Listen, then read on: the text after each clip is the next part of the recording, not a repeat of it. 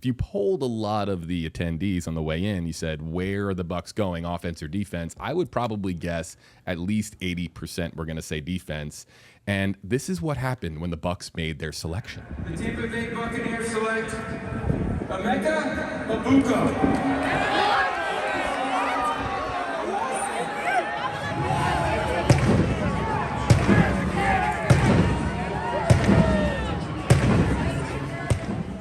The cannons go off, but really it's masking the sound underneath of just confusion from a lot of Bucs fans. I think I'm being kind, by the way, by calling it confusion, because there were some fans who were upset that the Bucs went wide receiver.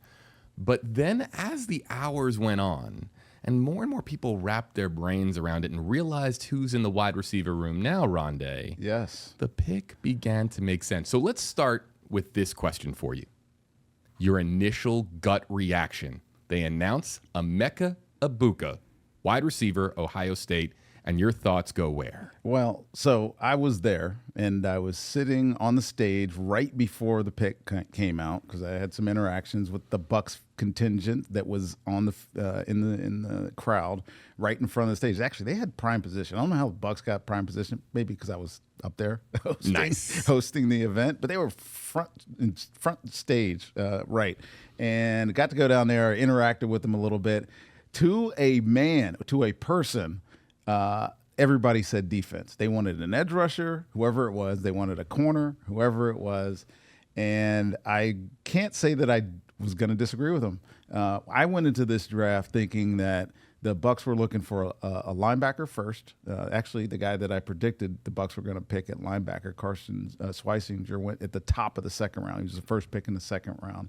That they were going to think about an edge rusher, and then they were going to get corner some point later in the round. But if you remember, there was a need on offense. There's one need on offense. The offensive line is set. You got two good running backs. You love your quarterback. I think everybody loves Baker Mayfield, right? Everybody loves a quarterback, right?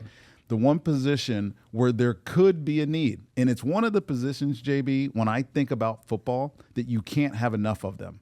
Think about how when Mike Evans got hurt last year, Chris Godwin was already hurt at that point. And all of a sudden, your wide receiver room looks really, really thin. So was wide receiver on the top of my mind? No, but it was probably 1B.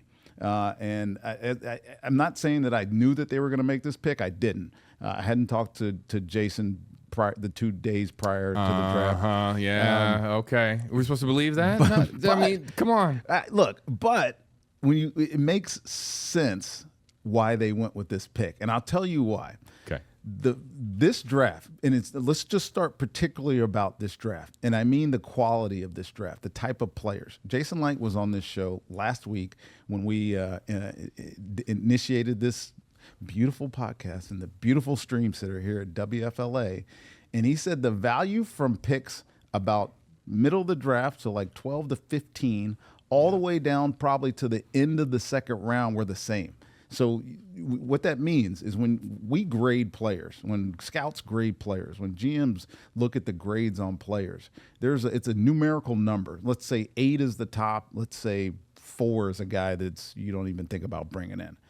All those guys that were picked from 15 to say 55 basically had the same grade, right? So then when you go into the draft with that mentality, you're able to pick the best player for your team when you get to 19. And at 19, the best player on the board that matched a need that they thought that they have. Obviously, they thought that they had a need because they drafted them, right? If they didn't think they had a need, they wouldn't have drafted them. So, like, people that give C grades to the Bucs first-round draft picks are idiots because they don't understand what the Bucs were actually looking for. Just because the world says that they should be drafting a defensive end or a cornerback or a linebacker doesn't necessarily mean that that's what the Bucs would agree with.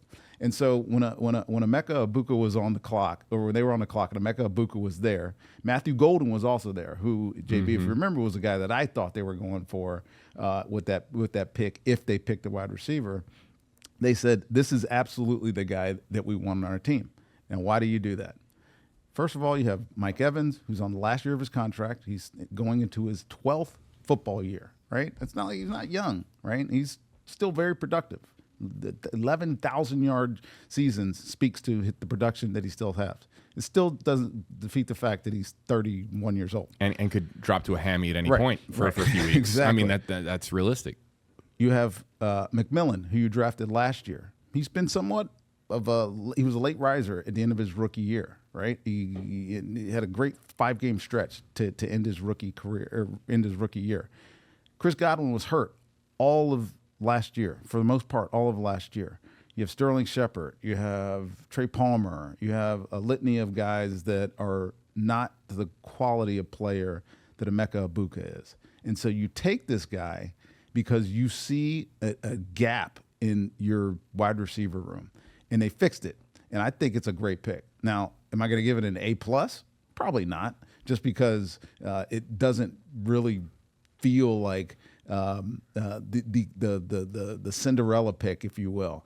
But it's a need pick, and they thought that they had a need there, and they did it. And I applaud them for having the courage to do it, knowing that those other 3 or 4 positions that they needed on defense were going to be there later because of the quality of the draft, the quality of the players from where they were picking at 19 to where they knew they were picking later in the third round or second or third round. We're going to find the players that they needed, and I think that's what they ultimately decided.